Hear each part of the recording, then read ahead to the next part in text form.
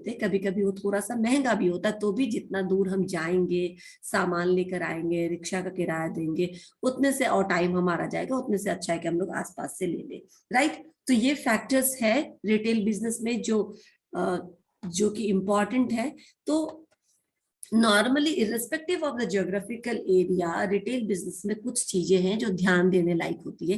जिसमें पहला है स्टोर लोकेशन, यानी कहाँ पर आपका बिजनेस है, कहाँ पे आपका स्टोर है, कैसे जगह पे वो लोकेटेड है, तो उसका लोकेशन कैसा होना चाहिए। तो ऑब्वियसली किसी ने बोला था पिछले क्लास में कि वो मार्केट में होना चाहिए, पॉश एरिया में होना चाहिए, बिजनेस जो बिजी मार्केट एरिया वहां पे होने से वो चलेगा, ठीक है। लेकिन वहां पे भी स्टार्ट करने से पहले हमको कुछ चीजों को ध्यान में रखना पड़ेगा कि अगर हम जाएंगे और मेन बिजी मार्केट में अपना स्टोर खोलेंगे, तो क्या वो स्टोर का जो रेंट होगा, क्या हम वो बेयर कर सकते हैं, क्योंकि वो एक्सपेंसिव होगा, वहां का कॉमर्शियल चार्जेस होगा, वहां पे जो ट्रांसपोर्टेशन का कॉस्ट होगा सामान को लाने में और सामान को डिस्ट्रीब्यूट करने में, वो कैसा होगा। तो लोकेशन को, ठीक है, अगर आप ज्यादा बिजी मार्केट एरिया में जाते हैं तो जाइए, अदरवाइज आप आइसोलेटेड पड़ जाएंगे, अलग थलग पड़ जाएंगे, और वहां आपको ज्यादा हो सकता है ज्यादा कस्टमर आप तक एक्सेस नहीं कर सके, लेकिन फिर आपका जो कॉस्ट है,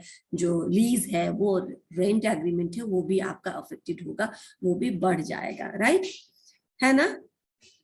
तो ये जो होता है स्टोर लोकेशन, वो एक तरह से इरिवर्सिबल होता है। नॉर्मली जब हम एक बार फाइनलाइज कर लेते हैं किसी स्टोर को, तो बहुत जल्दी वहां से अपना काम देखते हो, लंबे समय के बाद बोला जाता है कि ये दुकान अब यहाँ से उठकर वहां चला गया। लेकिन अगर फ्रिक्वेंटली दिमाग जो दुकान है या शॉप्स है वो मूव करते रहे, तो कितने लोगों को पता चलेगा कि कहाँ गया कहाँ गया, फिर वो आपका जो कस्टमर अपना बना हुआ है वो भी आपसे दूर हो जाएगा, राइट। तो ये एक तरह का इरिवर्सिबल है, एक बार हम ये तय कर लेते हैं, और ये बेसिस होता है इसका बहुत सारा, ट्रांसपोर्टेशन एक्सेस उस जगह पे, उसके बाद रॉ मटेरियल्स की अवेलेबिलिटी, या फिर जो आपके प्रोडक्ट हैं जो आप होलसेलर से लाते हैं वो कितनी दूर से लाएंगे, कितना ट्रांसपोर्टेशन कॉस्ट बैठेगा, और कैसे आप उसको खर्चा करेंगे। इन सब चीजों को ध्यान में रखते हुए आप स्टोर लोकेशन का डिसीजन लेते हैं।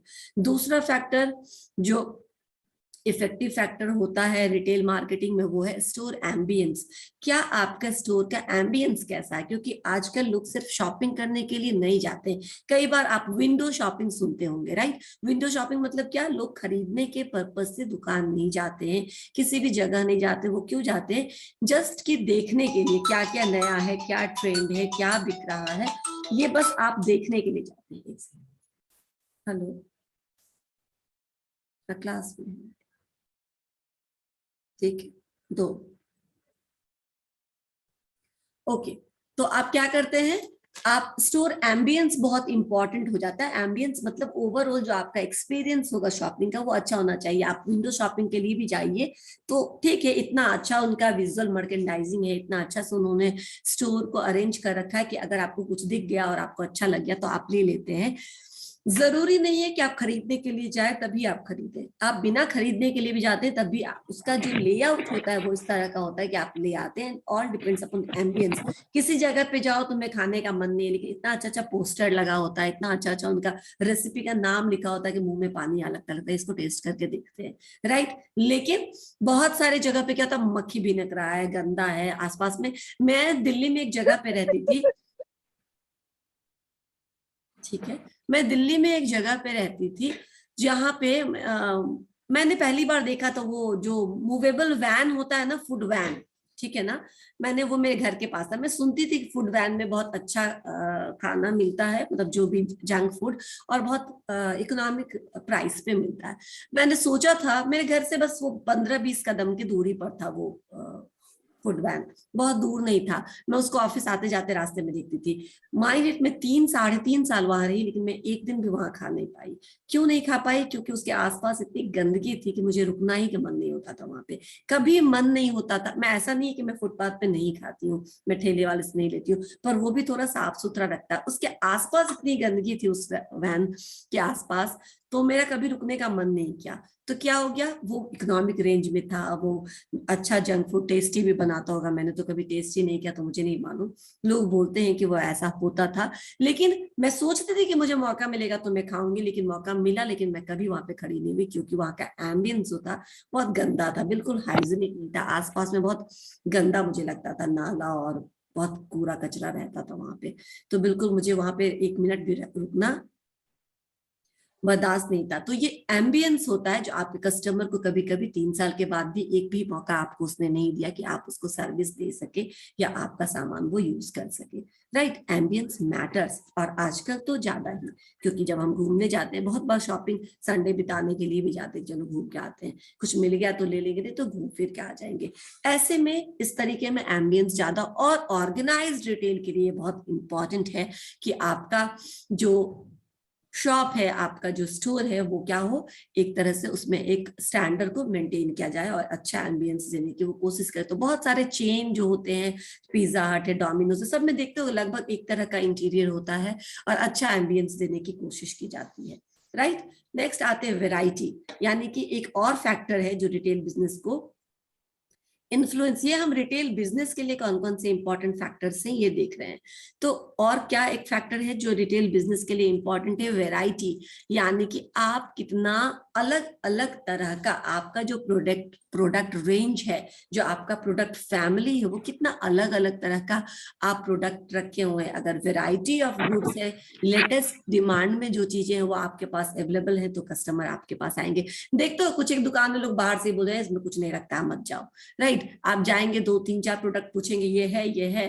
अब हमारे साथ ऐसा हुआ था एक बार, हम अपने बहुत पहले की बात बता रही हूँ, मतलब आज से 20 25 साल पहले की बात बता रही हूँ, बचपन में ही किसी दुकान में गए थे और बोलते कि कस्टर्ड पाउडर है। तो उसको समझ में नहीं आया कस्टर्ड पाउडर क्या होता है, ठीक है ना। हमारे मैं जहाँ रहती थी वहां के दुकान के बारे में बोल रही, तो बोलता है कि नहीं हमारे यहाँ ये सब पाउडर है, ये नहीं। फिर हमने और कुछ पूछा कि वेनिला एसेंस है, कुछ बनाना होगा, उस समय हम लोग भी एक्सपेरिमेंट कर रहे होंगे कुछ बनाने पर, तो बोला नहीं है।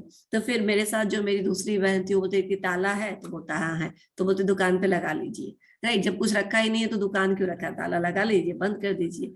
इसका मतलब you don't cater the need, you don't satisfy the need of the customer. 2 3 चीजें पूछा आपसे, आपके पास कुछ भी नहीं है, फिर अगली बार से हम पहले ही समझ लेंगे कि इस दुकान में कुछ नहीं रहता, छोड़ो नहीं जाने के लिए किसी और दुकान में जाते हैं। जब कोई ऑप्शन नहीं रहेगा तो लास्ट ऑप्शन वो दुकान रहेगा कि एक बार फिर से पूछ लेते हैं, वो बस देख ले इसमें है कि नहीं है। राइट, तो वेराइटी रखना जरूरी है, डिफरेंट रेंज ऑफ प्रोडक्ट रखना जरूरी है जो आप दे सके, क्योंकि अगर आपके दुकान में सब कुछ मिल जाता है तो लोग बार बार आपके दुकान आएंगे, सोचेंगे एक ही जगह से हमको जितने भी हमारे नीड के सामान है हमको सब मिल जाएगा। इसीलिए success of a retail store इस पे भी डिपेंड करता है कि आप कितना डिफरेंट टाइप्स का आर्टिकल रखते हैं और कितने डिफरेंट आर्टिकल्स से अपने कस्टमर्स को के डिमांड को पूरा करते हैं।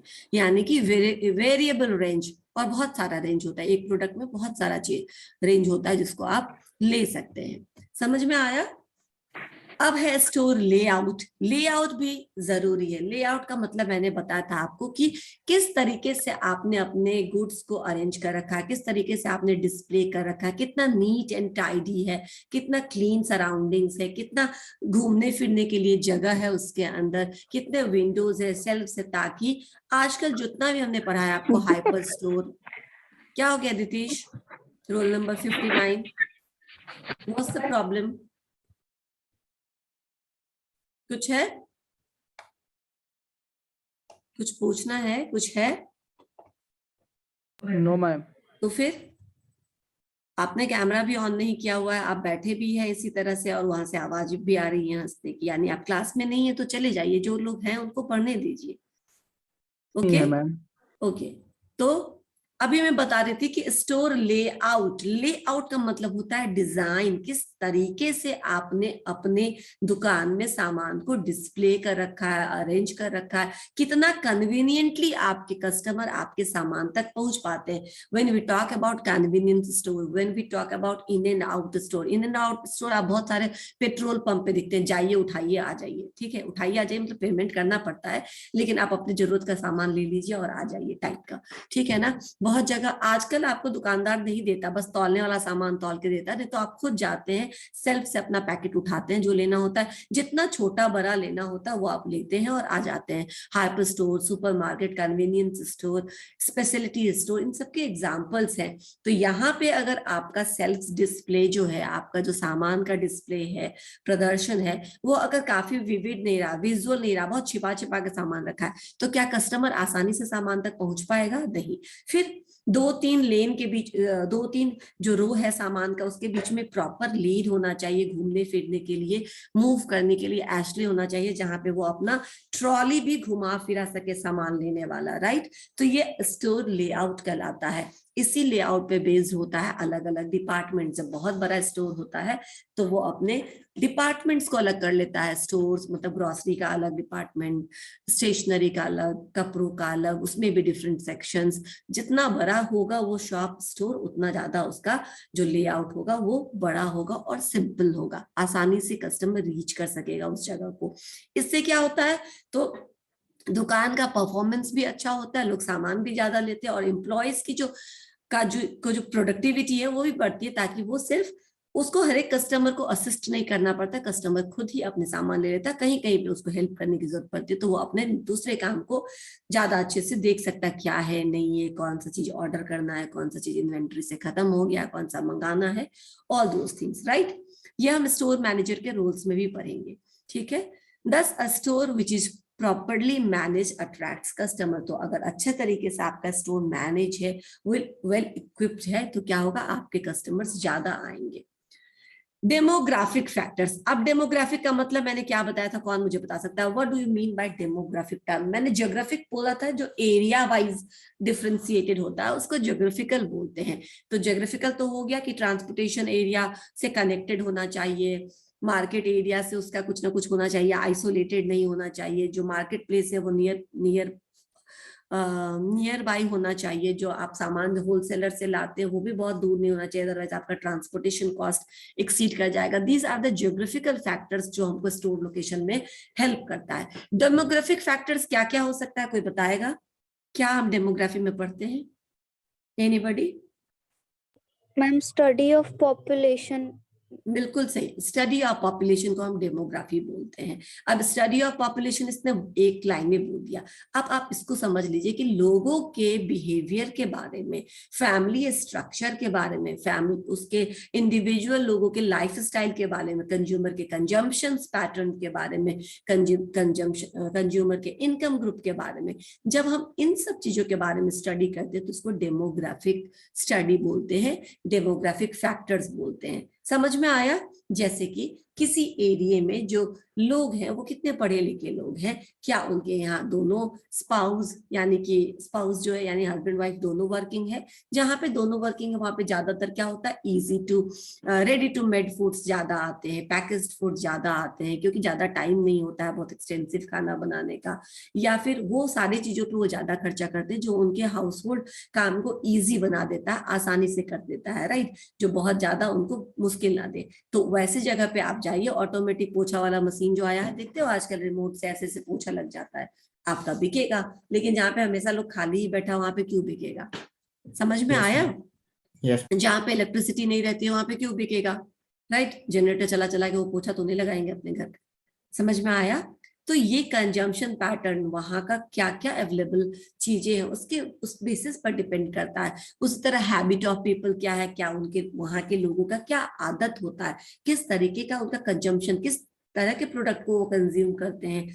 वो नेचुरल ऑर्गेनिक प्रोडक्ट्स को ज्यादा कंज्यूम करते हैं या वो पैकेज। अब अमेरिका में सब लोग जो पैकेज फूड होता है उस पर डिपेंडेंसी उनकी ज्यादा है, तो वो देखो उनका फैट लेवल बहुत बड़ा होता है, उनको लाख तरह की प्रॉब्लम हो जाती है बहुत जल्दी। क्यों? क्योंकि they are very equipped in work. बहुत कम लोग हैं जो फ्री रहते हैं वहां पे, सब लोग अपने काम के भागा भागी में रहते हैं, तो उनका कंजम्पशन पैटर्न डिफरेंट है हमारे कंजम्पशन पैटर्न से। हमारा कंजम्पशन पैटर्न है कि तुरंत बनाओ तुरंत खाओ, वहां पे है कि फ्रिज में बना के हफ्ते भर का खाना रखो। समझ में आया? रोज थोड़ा थोड़ा गर्म करो, थोड़ा थोड़ा खाओ, राइट। तो ये कंजम्पशन पैटर्न पर डिपेंड करता ना कि वहां पे फ्रिज का डिमांड, माइक्रोवेव का डिमांड ज्यादा होगा, हमारे यहाँ कम होगा, है। मैं देखती हूँ उधर के लोग ना, अब चाहे वो करोड़ों में पैसा कमा रहे हो उनका पैकेज हो, but they can not afford made और सर्वेंट। क्यों? उनके पास बहुत पैसे हैं, लेकिन जो वहां पे मेड या सर्वेंट है या मैन पावर जो आप लेते हैं हेल्प के लिए, असिस्ट करने के लिए, हाउस होल्ड काम में आपके हेल्प के लिए, वो बहुत एक्सपेंसिव है, ठीक है ना। तो नॉर्मली बहुत बहुत पैसे वाले, मतलब आप विश्वास करोगे कि विप्रो में कोई बहुत बड़े पोजीशंस पे है, इन्फोसिस में कोई बहुत बड़े पोजीशन पे है, वो भी अफोर्ड नहीं करता है, क्योंकि उसको बहुत ज्यादा पैसा देना पड़ता है। तो वहां पे क्या होता है, वहां पे ये कल्चर नहीं है, वहां पे बहुत कम लोग हैं। जैसे अपने यहाँ का रईस होता है ना, राजा महाराजा के यहाँ रहता है नौकर चाकर, वैसे वहां पे ना राजा महाराजा वाला कल्चर है, अदरवाइज लोग खुद ही काम करते हैं। तो वहां पे क्या मिलता है, क्या ज्यादा मिलता है, वो सारे मशीन आपको सबके घर में मिल जाएगा जो अपने आप सफाई कर देता है। आपको वैक्यूम क्लीनर मिल जाता है, आप चला दो एक बार पूरे घर पे सफाई हो जाएगा। वहां पे कालीन बिछा होता है, रोज रोज झाड़ू पोछा का झंझट नहीं। वहां पे धूल भी नहीं मिलेगा आपको कि घर में रोज रोज धूल आ रहा है। ठीक है, बर्तन धोने का सामान, कपड़ा धोने का मशीन, हर मशीन की शुरुआत वहीं से हुई है ताकि लाइफ इजी हो जाए और आपको इन सब कामों के लिए ह्यूमन असिस्टेंस पे डिपेंडेंट ना रहना पड़े, क्योंकि वो बहुत एक्सपेंसिव है, आपके सैलरी का मेजर पार्ट ले जाएंगे। समझ में आया? तो वहां का कंजम्पशन हैबिट अलग है, वहां की रिक्वायरमेंट अलग है, हमारे यहाँ की रिक्वायरमेंट अलग है। फैमिली स्ट्रक्चर कितना है, न्यूक्लियर फैमिली है, ज्वाइंट फैमिली है, इस पे भी डिपेंड करता है कि वहां पे देखो किसी किसी का ज्वाइंट फैमिली होता है, ठीक है ना। हमारे यहाँ ही हमारे एक सर हैं जिनके यहाँ सब कुछ एकदम आता है, गेहूं एकदम चुनिंदा गेहूं आता है, जो यूपी वाला पता नहीं कौन सा गेहूं आता है, मैंने तो नाम भी नहीं सुना। धुलता है, सूखता है, तब आटा पिसा के आता है, क्योंकि उनके यहाँ पुराने उनके मम्मी पापा है जो बोलते नहीं हम पैकेज्ड फूड नहीं खाएंगे, हम ऐसे साफ सुथरा खाएंगे, सारा मसाला लाओ, धोएंगे, सुखाएंगे, फिर पीसेंगे, बनाएंगे। बहुत सारी फैमिलीज झंझट में नहीं पड़ती, भाई पैकेट वाला MDH उठा के ले आओ, या फिर कोई भी बना बनाया रेडीमेड मसाला या आटा ले आओ, हम उसी से काम चला लेंगे। समझ में आया? तो फैमिली स्ट्रक्चर बहुत बड़ी फैमिली है, उस फैमिली में पुराने लोग भी है, ट्रेडिशनल लोग भी हैं, तो उनकी डिमांड्स, उनकी रिक्वायरमेंट अलग है। समझ में आया? ठीक है, वो अच्छा है, लेकिन वो थोड़ा क्या है, टीडियस है, राइट। आज के जमाने में लोग बहुत कुछ वैसा नहीं कर पाते हैं, तो फैमिली स्ट्रक्चर पे भी कंजम्पशंस और रिक्वायरमेंट चेंज हो जाती है। नंबर ऑफ वर्किंग वुमेन, उस एरिया में क्या ज्यादातर वुमेन है जो वर्किंग है, क्योंकि घर में किस तरीके का खर्चा होता है ये वुमेन पर के नेचर पर डिपेंड करता है। अगर वो हाउसवाइफ है तो बहुत ज्यादा चीज बना करके खिलाने में बिलीव करेगी, अगर वो वर्किंग है तो बहुत चीज रेडीमेड लेके रखने में बिलीव करेगी। ब्रेड ले आओ, बटर ले आओ, नाश्ता में यही खा लो, कौन इतना रोज रोज बनाएगा। समझ में आ रहा है? रेडी टू मेड जितना भी आता है MTR का, वो ले आओ, मिक्स वो बना लो। क्यों? क्योंकि थोड़ा लाइफ उससे उनका आसान हो जाता है, और लाइफ थोड़ा सा काम के लिए से वो टाइम निकाल सकते हैं अपने काम के लिए, जो उनका प्रोफेशनल कमिटमेंट है उसमें वो अपने आप को डिवोटेड कर सकते हैं। तो ये वर्किंग वुमेन के भी नंबर ऑफ वर्किंग वुमेन भी एक डेमोग्राफी का स्टडी होता है, ये भी एक यूनिट है स्टडी के लिए। उसी तरह मैंने कहा था कि इनकम ग्रुप है, इनकम ग्रुप यानी कौन कितना पैसा कमा रहा है। अगर ज्यादा पैसा कमाएगा तो ज्यादा खर्चा करेगा, कम पैसा कमाएगा तो सोच समझ के खर्चा करेगा। तो क्या उस लोकेलिटी में ज्यादा कमाने वाले लोग हैं? क्या वैसे लोग हैं आजकल, जैसे देखो 24-25 साल के लोग पैसा कमाने लगते हैं और लाखों में कमाने लगते हैं, उनको कुछ चिंता नहीं है, वो कितना भी पैसा खर्चा करेंगे, वो जोड़ जोड़ कर नहीं रखते हैं। क्यों? क्योंकि उनको ऊपर कोई लायबिलिटी नहीं है और उनके पास पैसा बहुत अधिक है।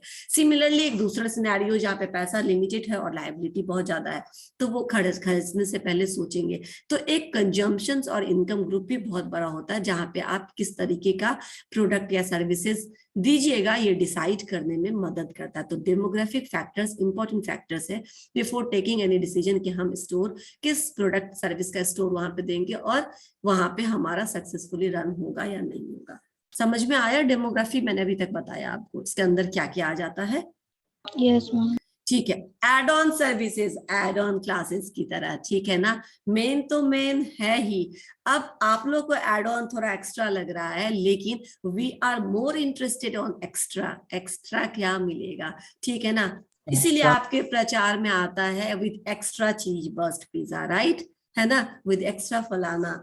मतलब एडिशनल क्या है, एक पे एक फ्री, यानी एक तो हम खरीद रहे हैं लेकिन एक फ्री मिल रहा है, that is more important, right. कभी कभी हम कॉलगेट खरीदने जाते हैं लेकिन पेप्सोडेंट पे एक फ्री मिल रहा है, छोड़ो कॉलगेट को, ये ले लो क्योंकि इसमें 2 मिल रहा है इसी प्राइस में।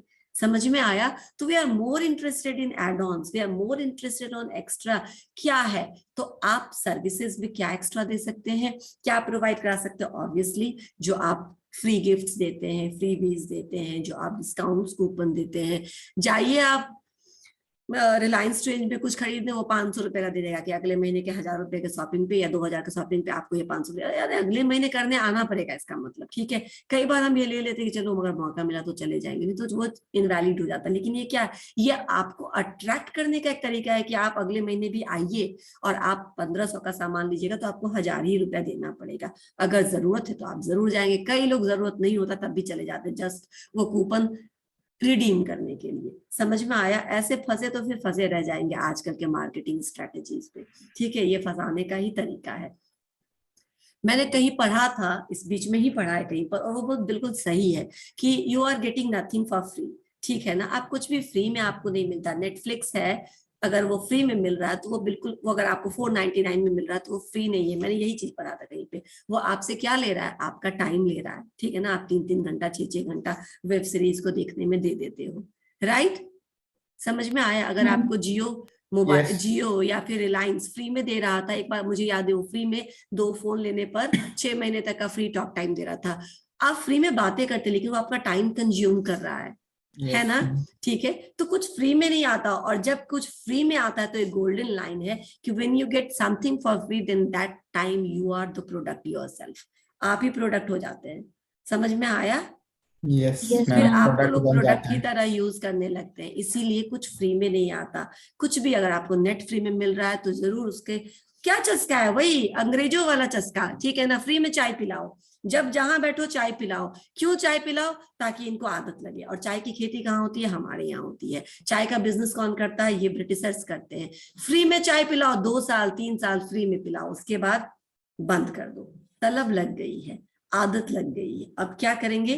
तो एक बार 6 महीने के लिए जियो का जियो आपने मोबाइल खरीदा और आपको उन्होंने 6 महीने के लिए इंटरनेट फ्री कर दिया। खूब फेसबुक किया, खूब व्हाट्सएप किया, खूब वेब सीरीज देखा, खूब मूवी देखा। अब 6 महीने बाद बंद कर दिया। आप पैसा दो, है ना? जैसे पैसा दोगे तो देंगे। Yes ma'am. तो आप देते हैं ना पैसा। अब आप कैसे रह सकते हैं? You can not even think of living without net connection, right?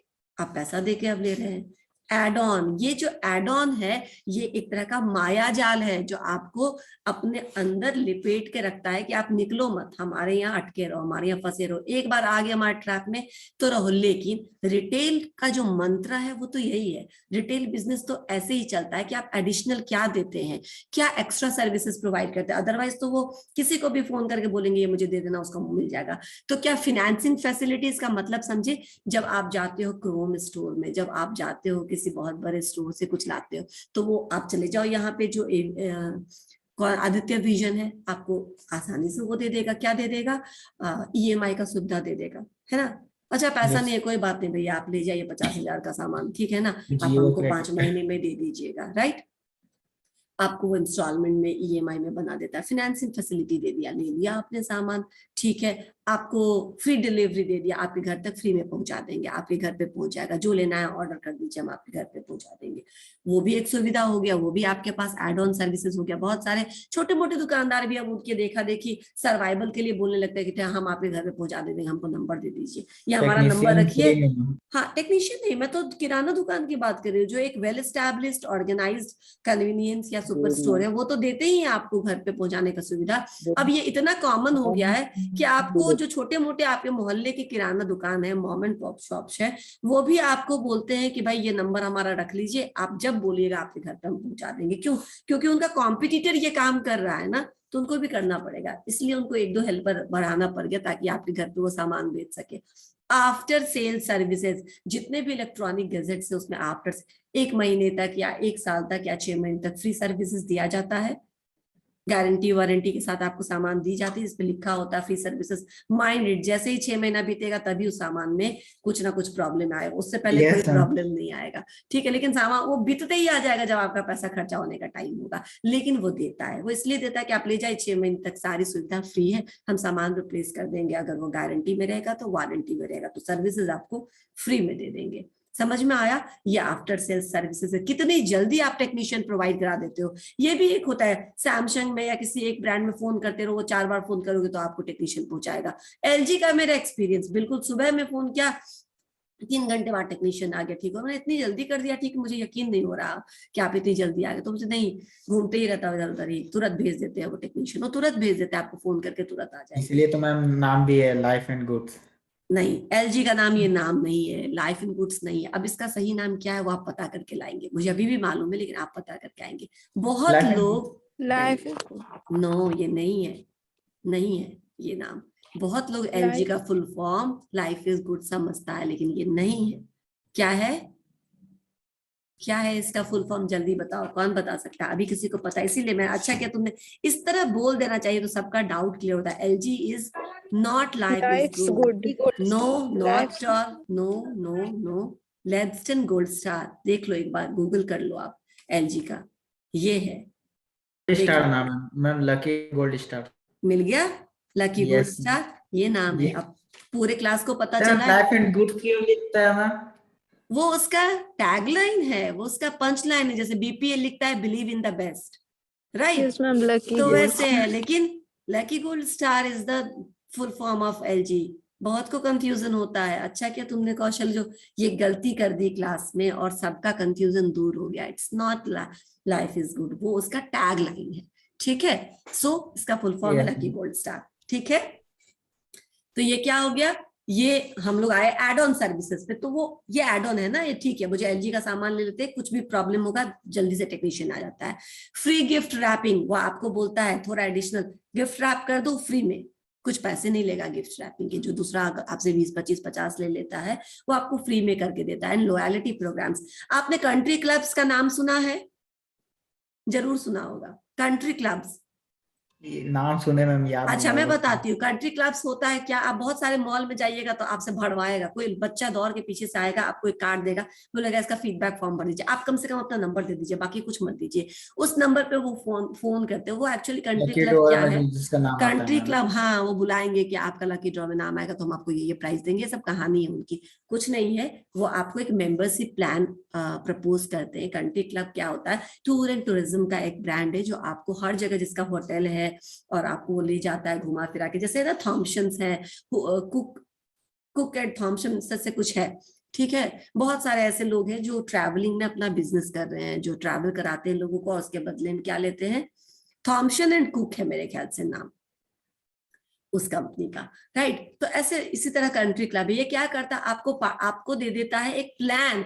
हर साल अगर आप हमारे कंट्री क्लब के थ्रू बुकिंग करेंगे घूमने का, तो हम आपको यहाँ पे होटल फ्री में देंगे, यहाँ पे ये खाना सब्सिडाइज रेट पे अवेलेबल करा देंगे, आपका जो टिकट होगा वो कम रेट पे मिल जाएगा, ओवरऑल जो आपका पैकेज होगा वो हम कम में करवा देंगे अगर आप हमारे थ्रू बुकिंग करेंगे तो, ठीक है? अब आपने क्या क्या कर ले लिया, 5 साल का मेंबरशिप, अब फंस गए आप, लॉयल कस्टमर हो गए आप उसके, 5 साल तक जाइएगा घूमने, लेकिन उसी को यूज करिएगा क्योंकि उससे आपको थोड़ा डिस्काउंट मिल रहा है।